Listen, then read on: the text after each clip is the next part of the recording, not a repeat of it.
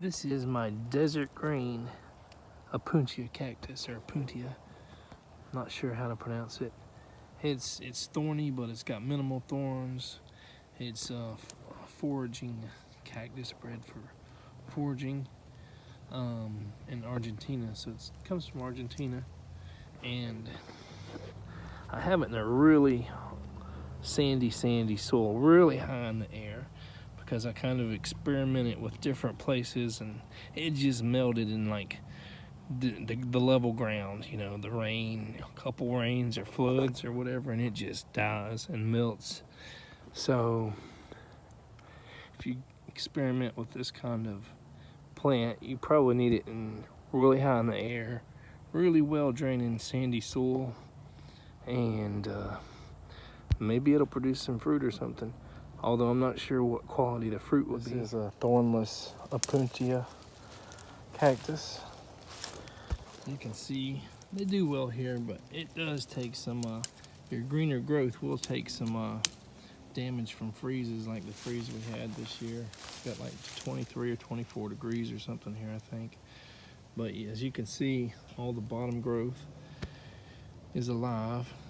And these are popular for actually feeding tortoises. So tortoises, probably iguanas and stuff like that as well. And I guess people eat them. I'm not sure how often they produce fruit or what the quality would be when they do. But it's nice just to have one. This is my Texas opuntia, or prickly pear. Kind of like your standard prickly pear. And this one actually did come from Texas, from some plants I picked them out at near Dallas, you know, growing somewhere, and had some pads shipped to me. And the reason why they're growing so weird is they were upright, they fell down in 2 or 3 places, and I can show you over here exactly what I mean.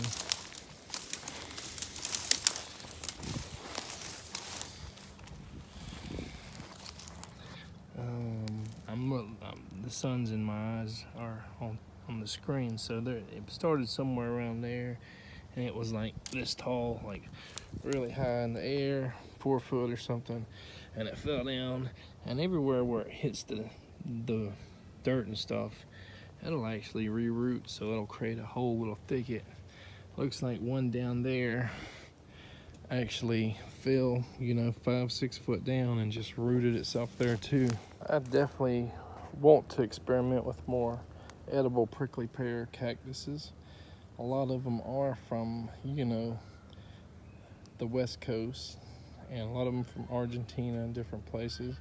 And you know, we're not sure how much cold and how much humidity some of them can actually take. So there's probably 6 or 10 or maybe a dozen types that I'd like to experiment with. Some of them are said to have different colored flowers, different colored fruits. Some of them are really good and sweet fruits. Some of them are kind of like the dragon fruit.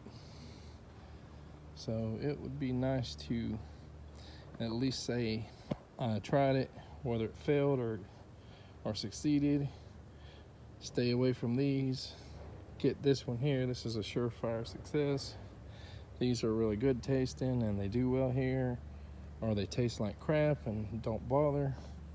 But that's about it for the prickly pears.